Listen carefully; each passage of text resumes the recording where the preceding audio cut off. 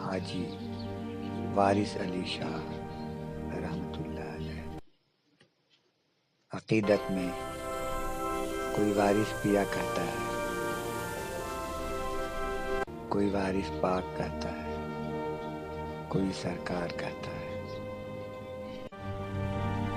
تو اس سلسلے کی دوسری قسط لے کر حاضر ہوئے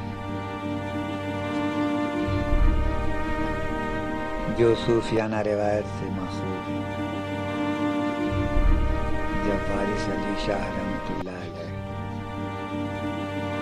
14 سال کی عمر میں خواجہ غریب نواز رحمۃ اللہ علیہ کے آستانہ پر تشریف لے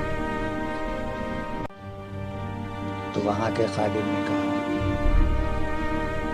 شہزادے یہاں جوتے اتار کر آئیے۔ اس خادم کا یہ جملہ ان کے دل میں اثر کر گیا اور اس دن سے انہوں نے چپل جوتا پہننا ترک کر دیا اور ننگے پاؤں رہنے لگے۔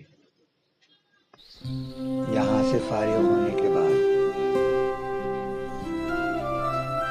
بمبئی کا سفر کیا۔ یہ 1253 عیسوی تھا۔ آپ ایک جہاز میں سوار ہوئے حج کے لیے، اور آپ جہاز میں ایک گوشہ تنہائی میں، جہاں عام لوگوں کی نظر نہ پڑے، آپ عبادت میں مشغول ہو گئے۔ عموماً روزہ سے رہتے۔ اسی جہاز میں ایک مالدار شخص جس کا نام ضیاء الدین بتایا جاتا ہے، اس نے حضرت رسول اکرم صلی اللہ علیہ وسلم کو خواب میں دیدار کیا۔ نبی اکرم صلی اللہ علیہ وسلم نے فرمایا کہ اے ضیاء الدین، تو خود تو کھا رہا ہے مگر میری اولاد کو جو بھوکی ہے اس کا خیال نہیں۔ جب یہ دولت مند شخص نیند میں سے اٹھا تو اس نے جہاز کے سارے مسافروں کی دعوت کر دی۔ پھر رات آئی، وہ نیند سویا۔ پھر نبی کرم صلی اللہ علیہ وسلم کی زیارت اسے نصیب ہوئی اور نبی اکرم صلی اللہ علیہ وسلم نے آج پھر فرمایا، تو خود کھا رہا ہے، سارے لوگوں کو کھلا رہا ہے، مگر میری اولاد بھوکی ہے۔ جب یہ صبح سو کر اٹھا تو پریشان تھا۔ اس نے پورے جہاز کی تلاشی لی تو دیکھا تہخانے میں ایک خوبصورت نوجوان کم عمر عبادت و ریاضت میں مشغول ہے۔ وہ سیٹھ ان کے پاس پہنچا اور نہایت ہی عزت و احترام کے ساتھ کہا کہ شہزادے، آپ میری دعوت قبول کر لیجیے۔ آپ کی برکت سے میری خوش نصیبی کہ ہم 3 رات نبی اکرم صلی اللہ علیہ وسلم کی زیارت کر سکے۔ نبی کرم صلی اللہ علیہ وسلم کا دیدار لوگوں کے لیے ایک خواب ہے۔ ہم 3 دن ان کی دیدار کی فضیلت حاصل ہوئی آپ کی وجہ سے۔ حضرت وارث علی شاہ رحمۃ اللہ علیہ نے اس کی دعوت تو قبول کر لی مگر وہ روزہ سے تھے۔ ہاں، افطار کے وقت انہوں نے افطار کیا۔ جب آپ مکہ معظمہ پہنچ گئے تو وہاں ایک نہایت ہی بزرگ شخص نے آپ کو دیکھ کر سلام عرض کیا۔ حضرت وارث علی شاہ رحمۃ اللہ علیہ نے اس کی سلام کا جواب دیا۔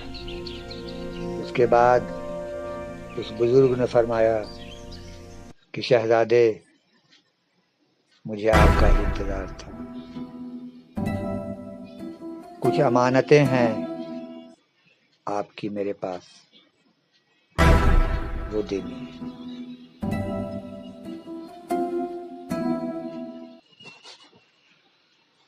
آپ اس امانت کو قبول کر لیجیے۔ حضرت وارث علی شاہ رحمۃ اللہ علیہ نے کہا، بابا آپ کا شکریہ، مگر میں اسے لے کر کیا کروں گا؟ ہمارے گھرانے میں اللہ تعالیٰ نے کس چیز کی کمی رکھی ہے؟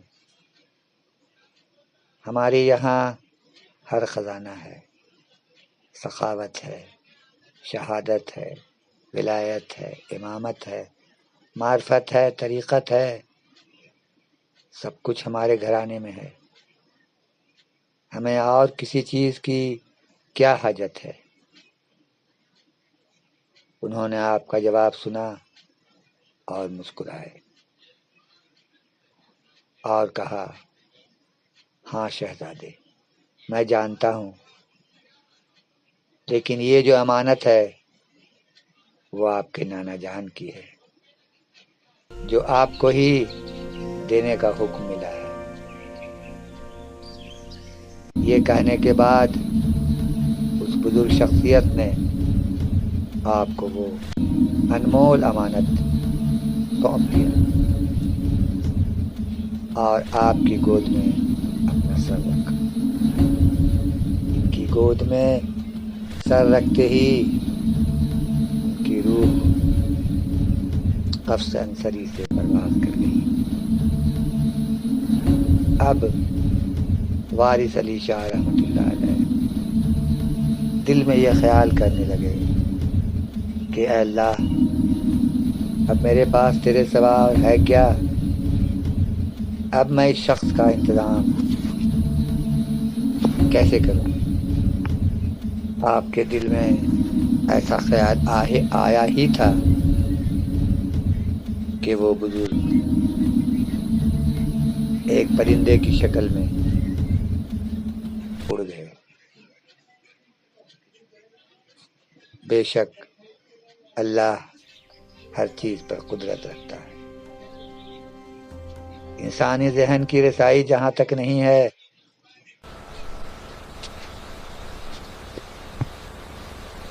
مگر اللہ تعالی ہر چیز پر قادر ہے۔ اللہ والوں کا ہر فعل ایک عام انسانوں کے سمجھ میں نہیں آتے،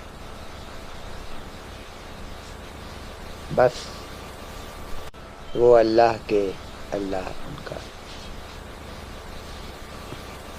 اس بزرگ کی تجہیز و تکفین کی ذمہ داری سے آپ آزاد ہو گئے۔ جب حضرت وارث علی شاہ رحمۃ اللہ علیہ نے خیال کیا کہ ابھی حج کا وقت آنے میں کچھ دیر ہے، تو چلیں اپنے نانا جان یعنی حضرت حضور صلی اللہ علیہ وسلم کی بارگاہ میں حاضری دے دیں اور مدینہ منورہ کی طرف روانہ ہو گئے۔ جیسے ہی آپ رسول اکرم صلی اللہ علیہ وسلم کے مبارک آستانہ کے پاس پہنچے تو دروازہ بند ہو چکا تھا۔ یہ دیکھ کر آپ کی آنکھوں میں آنسو آ گئے،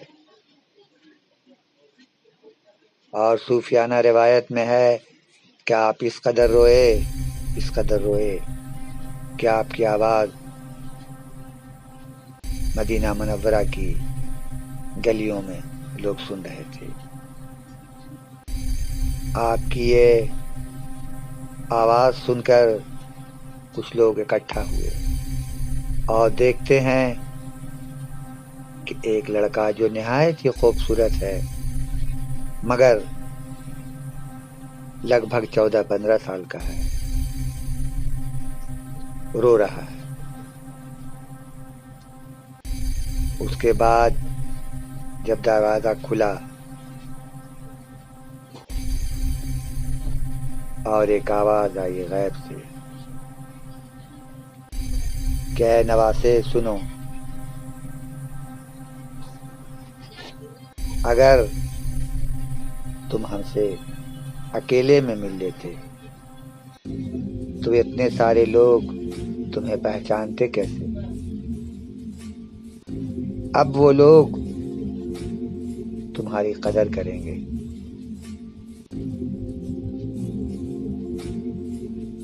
نانا اور نواسے کے درمیان باتیں ہو رہی تھی، لیکن لوگوں کی سمجھ میں نہیں آ رہا تھا، مگر 2 طرح کی آوازیں سنائی دے رہی تھی۔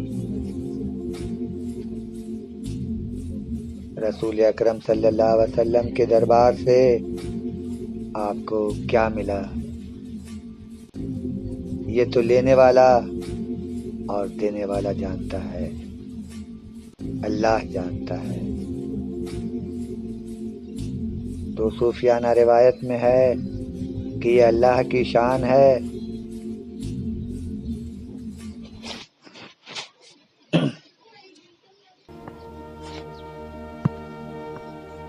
اب اگلے قسط میں بیان کریں گے کہ ان کے لباس کا رنگ پیلا کیوں رہتا ہے۔